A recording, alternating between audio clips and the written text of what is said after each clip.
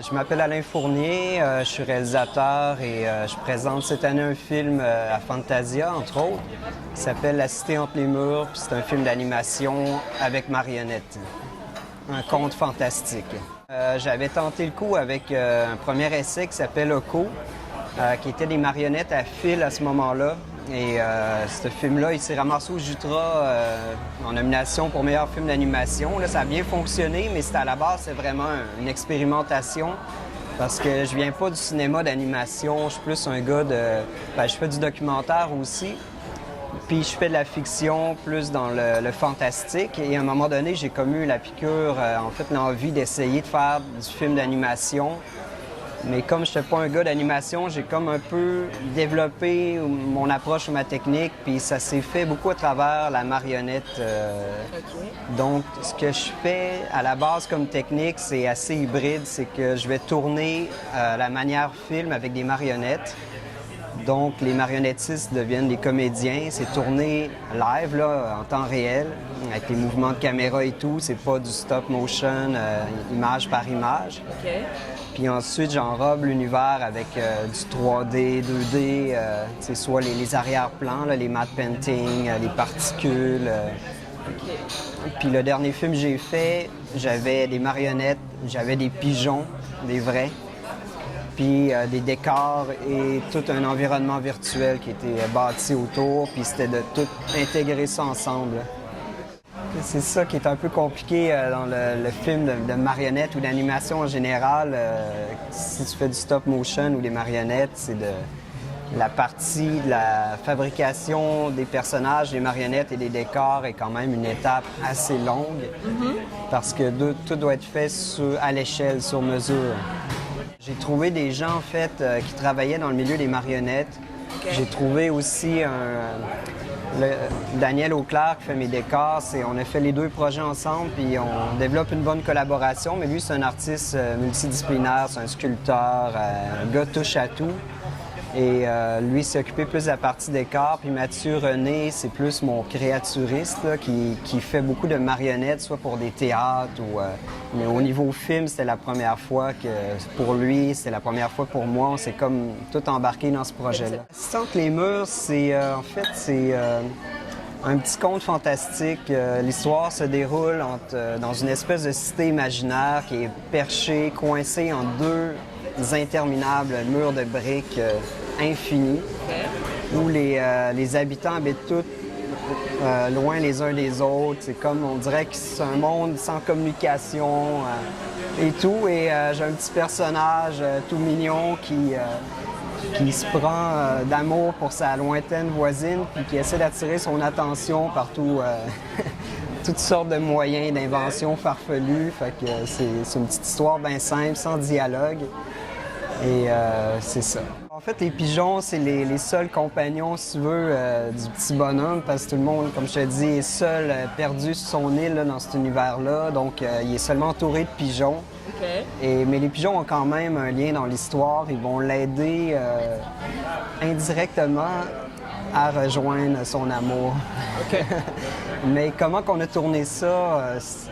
J'ai trouvé carrément un dompteur de pigeons.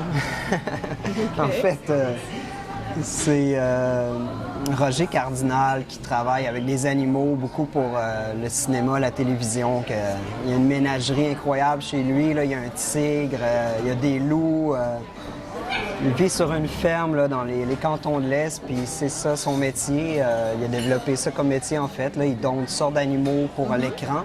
Il n'y avait pas de pigeons, puis je l'ai approché, puis on a parlé du film, tout ça, puis il a dit « Ah, pas de problème, je vais te trouver des pigeons », puis on les a entraînés. En fait, quand tu tournes avec des animaux, c'est jamais simple, mais faut, comme Roger disait, il faut juste que tu apprennes à comprendre comment que ces animaux-là pensent pour indirectement arriver à ce que tu veux pour le film, soit les faire déplacer là ou là.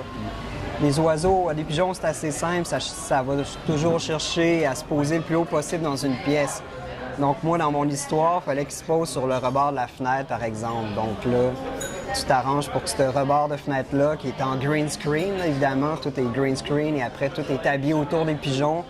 ben, les pigeons vont là, puis tu t'arranges pour qu'ils soient bien là, puis qu'ils comprennent qu'ils se font pas achaler quand ils vont où est-ce que toi tu veux, tu sais. OK. Tu les achales quand ils vont où est-ce que toi tu veux pas.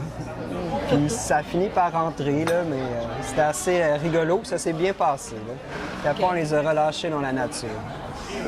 Moi, j'ai tendance à faire des environnements sonores. J'essaie de faire ça assez immersif. J'aime beaucoup les vibrations, les trucs tonales un peu. C'est sûr que la musique parfois, mais ça reste à la base plus une ambiance qui t'amène dans un état d'esprit, une émotion, là. C'est ça que j'essaie de faire à travers le son. Mais là, pour le prochain projet, on veut y aller avec les dialogues. Donc, j'espère que ça devrait bien se passer, là, mais ça va être quand même un défi technique de faire parler les marionnettes. Je suis en début de développement. J'ai une idée de l'univers parce que moi, mon inspiration souvent vient à partir d'un lieu, d'un univers, puis je construis autour. Là, je vais comme créer une histoire dans cet univers-là. C'est, par exemple, la cité entre les murs. L'inspiration m'est venue d'un lieu. J'habitais dans un loft, un vieux loft industriel sur le bord du canal de la Chine. En fait, au château Saint-Ambroise, qui est une ancienne usine à textile, mais immense. Puis il y avait plein d'ailes dans cet édifice-là. Puis des fois, tu as des passages en bois, là, puis, pour passer d'une aile à l'autre. Puis entre ces deux ailes-là, disons, l'édifice, il y avait une espèce de corridor de briques avec un autre petit passage, mais ça ressemblait vraiment à une mini cabane coincée entre deux murs de briques. Puis il y avait des vieux tuyaux, tout ça. Puis à chaque fois que je passais devant cette fenêtre-là qui donnait sur l'espèce de petite cabane, j'ai dit hey, c'est vraiment un décor de film. Puis à un moment donné, j'ai eu le flash pour camper une histoire là-dedans. Mais... Donc ça part souvent d'un lieu. Et le prochain film, moi j'ai été dans la marine un bout. Ah oui? Oui. Fait que les univers maritimes. Avant ou après Concordia? Avant, pendant et un peu après. En fait, c'est ma job d'étudiant au début. Je suis officier de navigation, puis j'allais tous les étés apprendre à naviguer un navire sur la côte ouest, puis je me suis promené beaucoup dans les archipels, puis des fois j'ai vu des décors du côté d'Halifax, dans la brume, puis des trucs là, assez atmosphériques, c'est clair. Puis ça m'est toujours resté, mais j'ai jamais fait de... Ben, j'ai fait mon premier film qui touche un peu au domaine maritime, là, avec l'eau et tout, mais ça me tentait de retomber un peu dans cette ambiance-là, mais ça va se passer dans un vieux phare perdu sur un caillou au travers des éléments déchaînés, là. Fait que ça va être le lieu et ça s'appelle Sale Gueule. C'est l'histoire à la base d'un ancien soldat mutilé de la Grande Guerre. Je me suis un peu inspiré de faits vécus. Les soldats mutilés après la guerre, des fois, ils essaient de les caser dans des boulots un peu d'état, genre postier, gardien de parc. Puis ils avaient mis gardien de phare, même si c'est un emploi complètement dément et difficile. Là.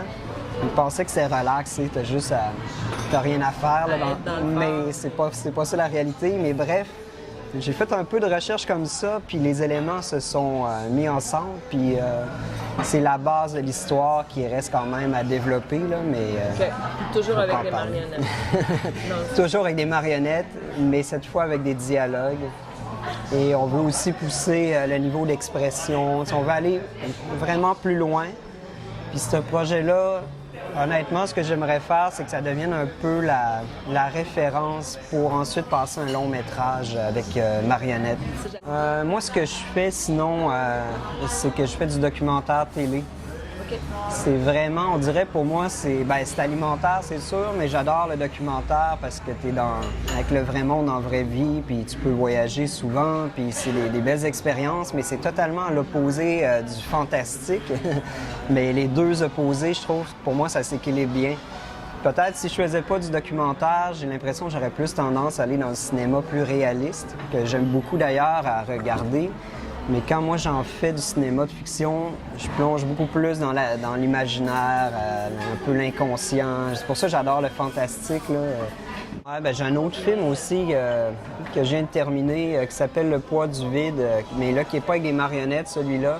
OK. C'est plus dans la lignée du premier film que j'avais fait, Amère et Marée, qui avait remporté le prix du meilleur film à justement Fantasia, dans la pré-édition là, du Fantastique là, en 2008. Là.